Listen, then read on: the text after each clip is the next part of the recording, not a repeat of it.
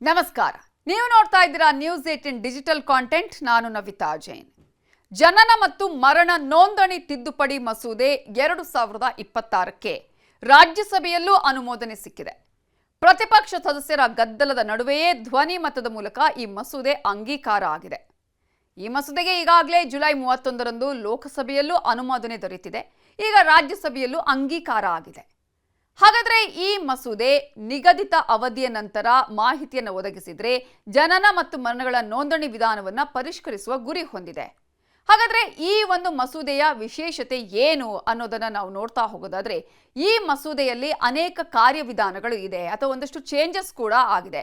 ಈ ಮಸೂದೆಯಲ್ಲಿ ಹಾಗಾದ್ರೆ ಏನು ಬದಲಾವಣೆಗಳು ಮಾಡಿಕೊಳ್ಳಲಾಗಿದೆ ಅನ್ನೋದನ್ನ ನಾನು ಹೇಳ್ತಾ ಹೋಗ್ತೀನಿ. ಅದಕ್ಕಿಂತ ಮುಂಚೆ ನ್ಯೂಸ್ 18 ಕನ್ನಡದ ಯೂಟ್ಯೂಬ್ ಚಾನಲ್ ಅನ್ನು ನೀವು ಸಬ್ಸ್ಕ್ರೈಬ್ ಮಾಡಿಲ್ಲ ಅಂತ ಹೇಳಿದ್ರೆ ಸಬ್ಸ್ಕ್ರೈಬ್ ಮಾಡಿ, ಲೈಕ್ ಮಾಡಿ, ಶೇರ್ ಮಾಡಿ. ಜೊತೆಗೆ ನ್ಯೂಸ್ 18 ಕನ್ನಡದ ಫೇಸ್ಬುಕ್ ಪೇಜ್ ಹಾಗೆಯೇ ಇನ್ಸ್ಟಾಗ್ರಾಮ್ ಪೇಜ್ ಅನ್ನ ಫಾಲೋ ಮಾಡೋದನ್ನ ಮರಿಬೇಡಿ. 1969ರ ಜನನ ಮತ್ತು ಮರಣ ನೋಂದಣಿ ಕಾಯ್ದೆಯಲ್ಲಿನ ನಿಯಮಗಳನ್ನು ಈ ಒಂದು ತಿದ್ದುಪಡಿ ಮತ್ತಷ್ಟು ಕಠಿಣಗೊಳಿಸಿದೆ.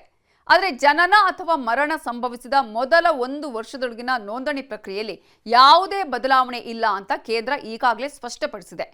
ಜನನ ಅಥವಾ ಮರಣ ಸಂಭವಿಸಿದ 21 ದಿನಗಳೊಳಗೆ ಮಾಹಿತಿ ಕೊಟ್ಟರೆ ಯಾವುದೇ ರೀತಿಯಾದಂತಹ ಫೀಸ್ ಇಲ್ಲದೆ ಸಾಮಾನ್ಯವಾಗಿ ರಿಜಿಸ್ಟರ್ ಮಾಡಲಾಗುತ್ತೆ. 21 ದಿನಗಳಿಂದ 1 ವರ್ಷದ ಒಳಗೆ ಏನಾದರೂ ಲೇಟ್ ಆದರೆ, ಡಿಲೇ ಆದರೆ ಆಗ ನೀವೊಂದು ನಿಗದಿತ ಶುಲ್ಕವನ್ನ ಪಾವತಿಸಬೇಕು, ನೋಂದಣಿಯನ್ನ ಮಾಡಿಸಬೇಕು.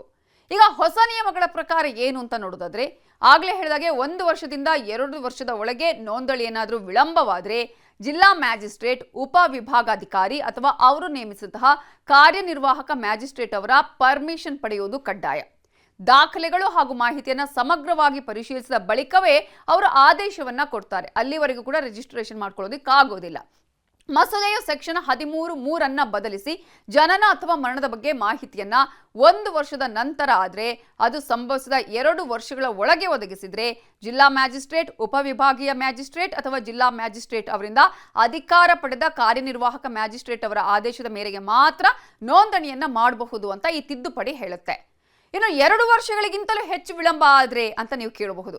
ಆಗ ಪ್ರಥಮ ದರ್ಜೆ ನ್ಯಾಯಾಂಗ ಮ್ಯಾಜಿಸ್ಟ್ರೇಟ್ ಅಂದ್ರೆ ಜುಡಿಷಿಯಲ್ ಮ್ಯಾಜಿಸ್ಟ್ರೇಟ್ ಫಸ್ಟ್ ಕ್ಲಾಸ್ ಅವರ ಆದೇಶದ ನಂತರವೇ ನೀವು ರಿಜಿಸ್ಟ್ರೇಷನ್ ಮಾಡೋದಕ್ಕೆ ಅವಕಾಶ ಇರುತ್ತೆ. ನೀವು ಸಲ್ಲಿಸಿದ ಮಾಹಿತಿ ಸರಿಯಾ ತಪ್ಪಾ ಅನ್ನೋದನ್ನು ಕೂಡ ಅಧಿಕಾರಿಗಳು ಅಲ್ಲಿ ದೃಢೀಕರಿಸಬೇಕಾಗತ್ತೆ. ಹಾಗಾದ್ರೆ ಇದರ ಉದ್ದೇಶ ಏನು, ಸರ್ಕಾರ ಯಾಕೆ ಈ ತಿದ್ದುಪಡಿ ಮಾಡಿದೆ ಅಂತ ನೋಡೋದಾದ್ರೆ, ಪ್ರತಿ ಮಗುವಿನ ಜನನವನ್ನ ಸಮಯಕ್ಕೆ ಸರಿಯಾಗಿ ನೋಂದಣಿ ಮಾಡುವುದು ಅತ್ಯಂತ ಪ್ರಮುಖವಾದ ವಿಚಾರ.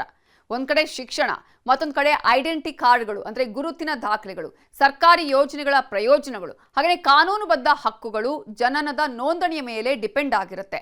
ಅದೇ ರೀತಿ ಮರಣ ನೋಂದಣಿಯೂ ಕೂಡ ಆಡಳಿತಾತ್ಮಕ ಹಾಗೂ ಕಾನೂನು ಪ್ರಕ್ರಿಯೆಗಳಿಗೆ ಅಗತ್ಯ ಆಗಿದೆ.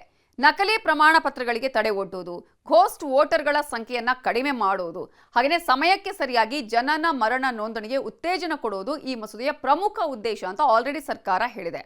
ಇದರ ಹಿನ್ನೆಲೆಯನ್ನು ಗಮನಿಸ್ತಾ ಹೋಗೋದಾದ್ರೆ, ಜನನ ಮತ್ತು ಮರಣ ನೋಂದಣಿಯನ್ನು ನಿಯಂತ್ರಿಸೋದಕ್ಕೆ ಜನನ ಮತ್ತು ಮರಣಗಳ ನೋಂದಣಿ ಕಾಯ್ದೆ 1969 ಜಾರಿಗೆ ತರಲಾಯಿತು.